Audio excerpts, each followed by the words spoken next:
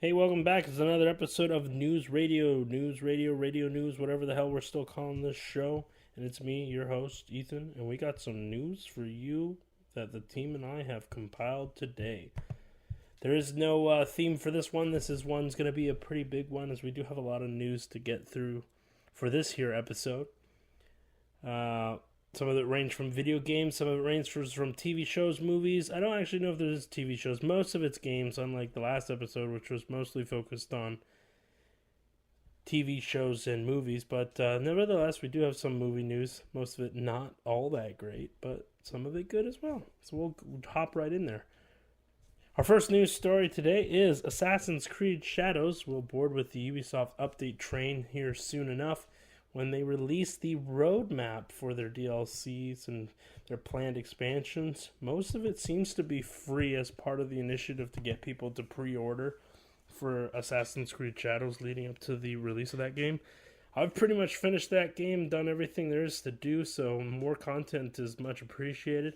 The only planned DLC that I know of that has been in the talks was the Claws of Awaji, that is Awaji. It's the island of Awaji, and that is supposed to be some sort of expansion where the two are tested or put to their limit. Not sure when it's going to come out, but April 30th, so in 5 days, Ubisoft is going to release their roadmap and what else we can expect for post-content for Assassin's Creed Shadows. My guess is they're going to probably have a little bit of freebie stories and expansion groups of different people that might be needed to be assassinated, or different tournament settings in different areas, and or things for Yasuke to do as well. My guess is it's going to kind of teeter between the two, whereas 1 week or every other month or so we're going to get one content for her and then another for him in the form of quests and stuff. So it's not, I'm not too sure what they're gonna do with that. Nevertheless, the big expansion, Claws of Awaji, is what we're looking forward to. I'm gonna go ahead and guesstimate that it's probably gonna be sometime in the summer, within the June-July window, or at the latest August. It would be pretty shocking and bizarro to see it in the September and October release window, though. But that's not all for Ubisoft. They're not done here, because apparently, after 7 long years of the Division 2 being radio silent, it looks like they're going to be doing a DLC for the Division 2. Not too sure why they want to go ahead and do DLC for a very, very old game.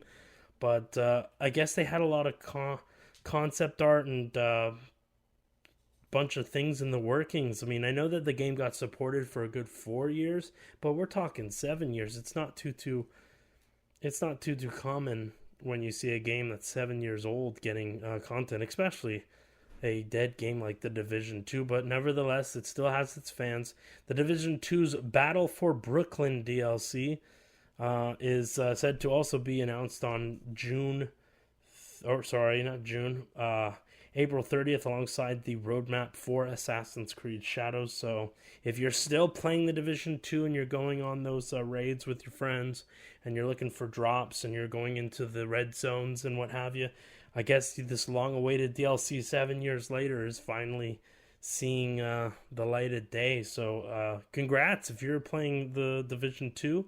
I never really played the Division 2. I played the first one on a dummy account and decided it just wasn't for me. But I remember a buddy of mine was really into the Division 1, and he had a group going on. So I know he'll probably be really, really excited for that. So shout out to you. You know who you are.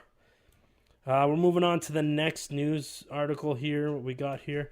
A little bit of excitement from me on my end here as your host. I'm really pumped up for the release of a standalone expansion / story / whatever they're planning to do. I guess it was supposed to be DLC, but then it grew into its own standalone game. It'll probably market at around $29.99. That's usually what happens with standalone games.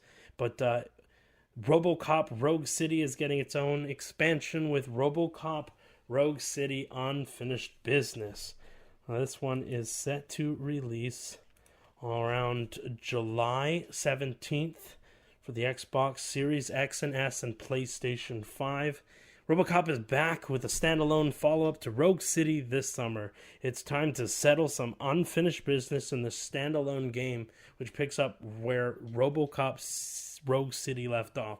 Now that's the write-up for it, then when you Google this sucker here. But from what I've gathered, it appears to be kind of like not a roguelike, but more of like a tower by, you're going in and then you're kind of fighting these guys, and it's going to get progressively harder the more and more you go up this tower. And honestly, it reminds me, story-wise, it reminds me of the Judge Dredd movie that came out in 2012 with Carl Urban. If anyone remembers that, he was stuck in the building and he had to go up the floors and they were all after him the entire movie.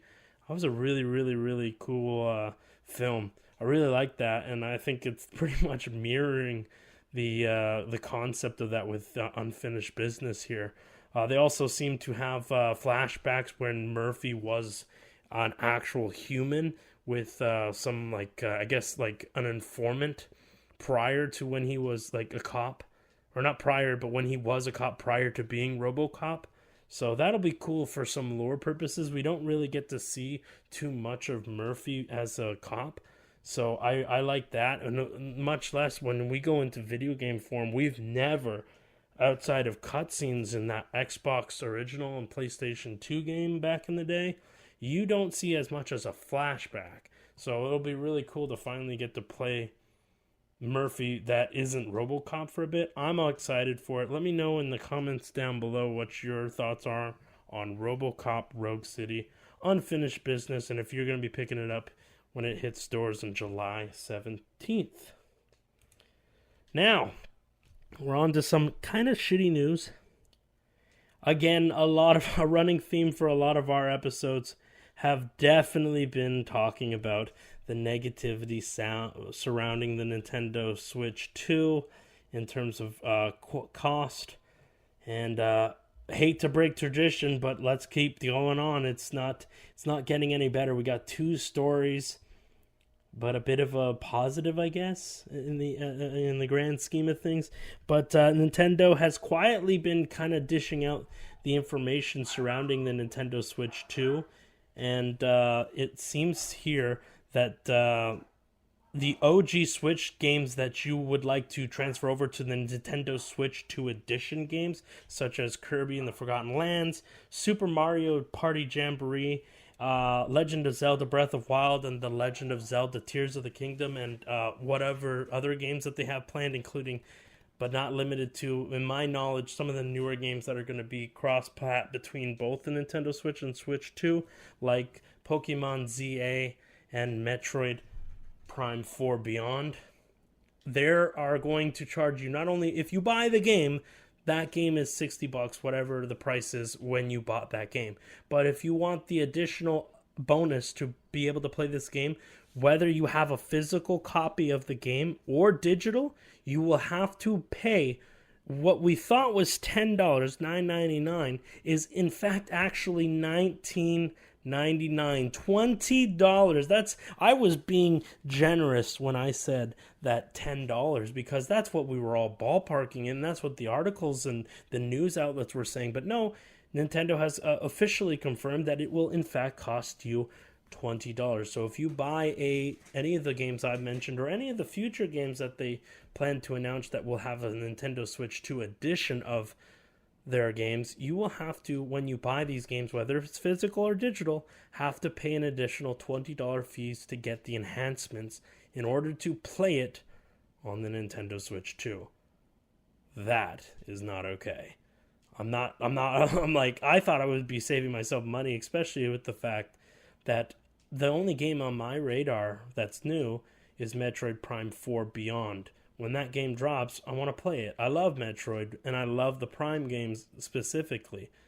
I still have my French immersion copy of Metroid Prime for the Nintendo GameCube, and that sucker's awesome. And I will be playing the fourth game for sure. But I thought I'd hold out and play the Switch 2 version, but it doesn't look like the Switch 2 version will be worth it because I'll be paying $80 plus an additional $20 just to have some sort of enhancements to it? I don't think so.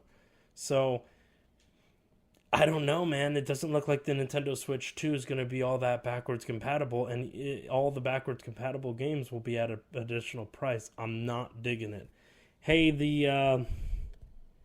the price gouging doesn't really end there because Nintendo Switch 2 pre-orders are in for the brand new amiibos, those little mini figure collectibles. Well, for some reason they've upped the price. The originals used to be anywhere between $15.99 to $19.99, and that was the give and go right for amiibos. Usually $14.99 to the $15.99 were your default versions of these characters. Anything Nintendo official was usually $14.99, and anything that had a third-party character that was a port from some other games, or like Terry Bogard being from King of Fighters and having SNK trying to foot the bill, then it would be $15.99. That additional $2 usually was going towards the third-party company. In this case, for my example, Terry would have been to SNK, and then the likes of like Ryu and Ken for the amiibo collection for the Super Smash Bros. Ultimate line of amiibos, that would have gone to Capcom. So you get my idea that they used to be that price. Well, now it looks like they've upped the price for amiibos because the Nintendo Switch 2 Street Fighter 6 amiibos, there will only be 3 out of all of the 20, I want to say 27 characters. I might be wrong about that, but there are 27 characters on the roster. This is including year 1 and 2. But there will only be 3 on launch day. I'm assuming this is going to be a wave of Street Fighter 6 characters. And I thought to myself, you know what? I do love Street Fighter a lot. Maybe I'll start collecting these things. Not a fucking chance now. For the Luke, Jamie, and Kimberly, each, by the way, let's not get this twisted, each amiibo for the Street Fighter 6 lineup of Nintendo Switch 2 amiibos will cost $39.99. That is $40 for an amiibo. That is an additional $20, and only for one. The catch is that they'll come with cards. Ooh, trading cards. Needless to say, I'm not pleased with Nintendo or Nintendo Switch 2. It's really hurting my feelings, especially with life and things changing. Some people can't exactly afford or have the need for what Nintendo's doing now, and I feel like it would hurt them. You'd think, but this leads us perfectly with a nice segue into our next story, where the Nintendo Switch 2 is, in fact, sold out. Not just across GameStop, but also Best Buy, Amazon, Nintendo America website themselves, Walmart, Target, and even Costco has sold out on the Nintendo Switch 2. So regardless of the price point, it seems that the Nintendo Switch 2, both the Nintendo Switch 2 and the Nintendo Switch 2 Mario Kart Deluxe World Bundle, are all sold out across all major retails, and it took them less than an hour to do so. So congratulations to Nintendo. I am curious to see the numbers, to see how many retail space was dividend to each character or store. Not character, but to each storefront. Given that we did find out years ago that some of the PlayStations, when PlayStation was having this trouble with the PlayStation 5 and vice versa for the Xbox with Microsoft's Xbox Series X and Series S's, that most major retailers were not actually getting as many orders on these things as you were saying, as it was 5 or less. Anywhere between 5 to 3 units per store. It's not a lot. It's going to be a big craze, just like the PlayStation 5 and the Xbox Series X and the Xbox Series S. What's also kind of curious to me is that the accessories the new Nintendo Switch camera and the new Nintendo Switch 2 Pro controllers don't seem to be selling as well as the Nintendo Switch 2 consoles themselves. And, of course, that Mario Kart World Deluxe bundle. But let me think. I don't know. I didn't manage to pick up one. I wasn't really I was in camp no. But let me know if you have picked up a Nintendo Switch 2. Were you lucky enough to be part of that hour crowd that got in and got their hands on a Nintendo Switch 2? We'd love to hear more about it from you down below. Hey, let's get on into some movie news for a bit. Let's change it up. It's still a little bad news because apparently, and if you be forgiven if you didn't know this, but an Until Dawn movie has been in the theaters for about a week now. I know, Until Yawn. Not Dawn, because I'm bored of it. You know that game where the very end of the game you have to place your controller down so it doesn't make movement so you can not be spotted? Yeah, that game. Well, apparently the movie didn't go the Last of Us direction, nor did it do the celebratory Sonic and Mario direction. No. Until Dawn decided it was just going to take the name and the semi-concept and run with it and make its own movie. It has absolutely nothing to do with the movie or the game itself. It is completely made up. It is not real.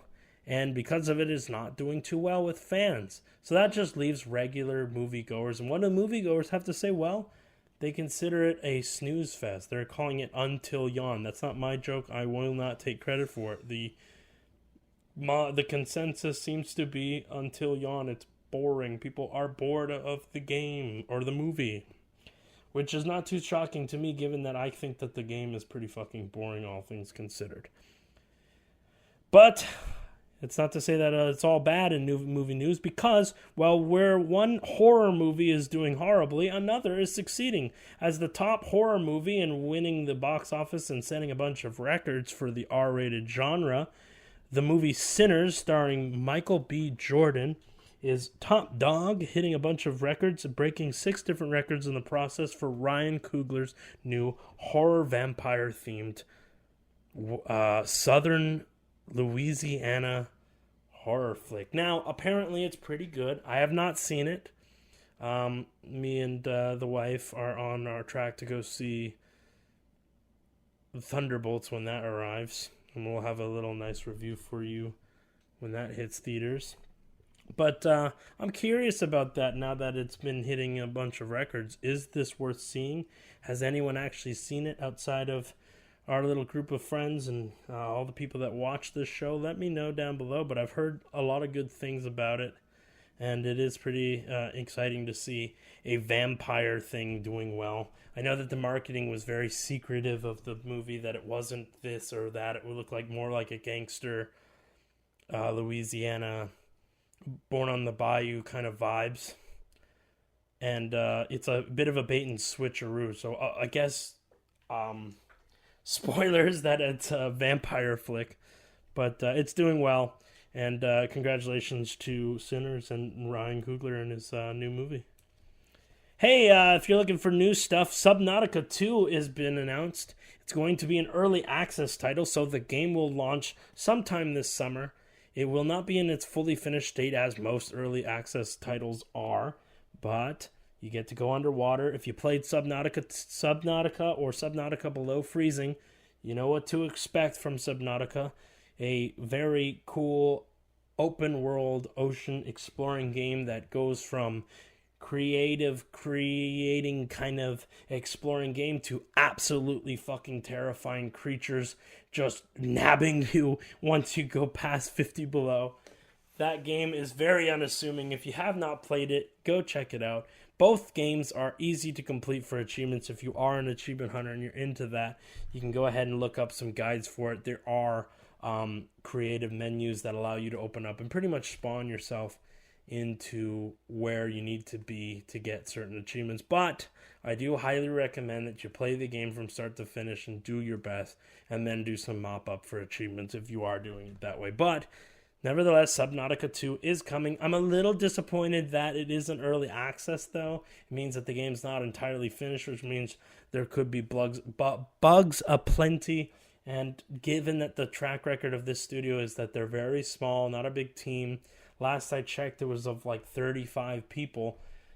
Yeah, I don't know how quick this game's going to make its way. Is this something that I'm going to play right away? It depends. There's a lot of games coming out in the summer, and there's a lot of stuff that I'm planning to do, watching films and going on vacay, so we'll see. I don't know if I'm going to have time for Subnautica 2, or if I'm just going to wait until early access is done and the game is fully out, which could take anywhere up to 2 to 3 years with early access titles, especially when they're launching on the Xbox and PlayStation day in, day out, and not a PC-only release, which is usually normal for this team of developers. But you know what? Nevertheless, there's more Subnautica if you did everything and saw everything in Subnautica and Subnautica Below Freezing. Hey, if you're looking for co-op games, though, instead of being scared shitless underwater, we got FBC Firebreak. Remedy, the creators behind Max Payne, Alan Wake, and Control, and if for those that are weirdos like me, Quantum Break. Yeah, the Remedy is now trying to do a cooperative FPS shooter. Will be their first-person shooter game that they've made since the likes of that one weird nightmare section in Max Payne 2. If you know, you know. But yeah, they've mostly done third-person games. Max Payne's was a third-person, a high-octane, slow-motion, jump-around, third-person shooter. Quantum Break was very, very trippy with the time stuff. If you watch the TV show coinciding with the game, it was pretty freaking cool. I love the time stuff. Control, you felt like an X-Men. You felt like Magneto doing all that cool stuff. And Alan Wake, I love it so much. Alan Wake 2 is still a sore spot for me. But yeah, I love Remedy games, even though they kind of smacked me in my mouth with Alan Wake 2. I'm willing to forgive them if this is pretty good. FBC Firebreak is coming out June 17th, along the likes of RoboCop. So unfortunately, the experimental cooperative game from a company that hurt my feelings with Alan Wake 2 is not going to win over my goddamn hero, RoboCop himself. But it is co-op, so if you are into it, know that it is actually set in the Control universe. So it is set in the Control Alan Wake universe that they created with the likes of Alan Wake 2. If you know, you know. Again, this is, very insider stuff. But yeah, let me know if you'll be playing this. And if it's co-op, you're more than likely going to need a co-op partner. If they're stressing that it's co-op, then it's probably going to be one of those games that it is probably best played with it. Not much is known. It is very much like Remedy to keep things under wrap and hush hush. All we know is that they're working on FBC Firebreak. And for those that don't know, a Max Payne 1 and 2 remaster is just around the corner. So be prepared for that. And be prepared to see Max go down the rabbit hole again and his wife get killed and he gets all sad and we have to drink and shit. And it's depressing. But it's fun to go in slow-mo. If you know, you know. The deal is. All right, we got one last story for y'all. This one here is not a doozy, but really just kind of one of those things where a lot of people are not aware of what's going down. And, of course, it's really hard when compiling a lot of these episodes and these news stories for you. So with that being said, if you can do me a favor, like and subscribe and share the video. You know the drill. Do the usual. Discuss about it in the comments or don't. But either way, we enjoy that you listened this far and have watched as much as you have. But yeah, that being said, it's very hard to sift through some of these news articles and stuff, what is real and what isn't. And one that we constantly come across is GTA 6 is going to release this. GTA 6 is going to be here, and GTA 6 beat my dog. It's everywhere. So it's hard to take with a grain of salt. But you know me, I'm looking for the real information, the nitty-gritty. I want the truth. I don't want a bunch of fake bullcrap. And although I'm not a huge Grand Theft Auto fan, I know that the vast majority of people are very excited for this. We'll get this I don't have a release date, but I do have a day that they will be talking about it, and it will probably hit the internet like a wildfire storm. Congratulations, you don't have to wait too long. Take-Two conference call is happening on May 15th at 4:30 p.m. Eastern Time. And that is when Take-Two is going to have to go over their financials with investors. And it is public because they are a public company. So people can listen into that. And they have, just like they have with Warner Brothers. And it's usually when things usually slip. So you will not only be told when Grand Theft Auto is coming out, but you're going to know the exact quarter. If they release the release date, congratulations, the game is going to be out in 2025. If they say quarter, 1, 2, 3, or 4, I'm sorry to tell you this, people, but that game ain't coming out until 2026. But regardless, it's going to hit the internet by storm when it is talked about during their little conference call on May 15th. 4:30 p.m. So that's a little last nugget for you guys. If you liked what you heard, you know the drill. Do the usual. I think we already been over this, but I'm Ethan. I'm your host, and have fun. Stay safe. Enjoy the. We got an achievement just now. It's awesome. Stay safe. Have fun, and we'll see you on the next episode. Peace. Hey, just wanted to make a quick little edit here, and we're going to either put this in the middle of the video, but the Predator was announced, Predator Badlands, and we wanted to cover it and talk about it in a separate video, but we're having troubles. It got struck, and it kind of it made me not really want to put out the video all that much because I was like, oh, damn it, and I worked hard on that. So we're trying to find a workaround, but just know for this episode we were going to talk about the backlash to the look of the Predator. The online community at large isn't entirely thrilled with the look. He's a bit scrawny, and he also looks like he's got like the Weekend haircut going on behind him. Nothing to do with them being brown or black or whatever's going on. I know I think I've said it as a joke, but the truth really is that the Predators, if you've read any of the comics or you watch the Adrian Brody Predators, where they are in fact on planet Death, there are a ton of different races and creeds of Yaouzhou, or Predators, if you will. They come in all shapes and sizes and colors. Shape-wise and size of this one, he looks a little scrawny and like a child. So unless they worked it in as a story and are able to convey that properly, then, all's good. But as for everybody complaining about him being brown, that's really stupid given that we've had a literal dark black one that was running around in Prey itself.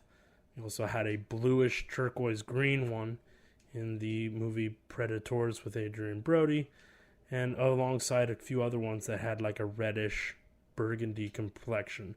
And in this trailer we also see a pure white one with yellow speckles. So it's really it's a kind of a dumb talking point, and I'm really tired of people not looking into this. If you're into Predators, if you don't, keep your mouth shut. Anyways, I'm going to probably put this at the end of the episode, so thanks for watching further and past it in the talking point. I know that the thumbnail has the Predator in it, so sorry for the confusion there. And again, like, subscribe, do the usual. I think you're tired of me saying that, so, have a good day, bye.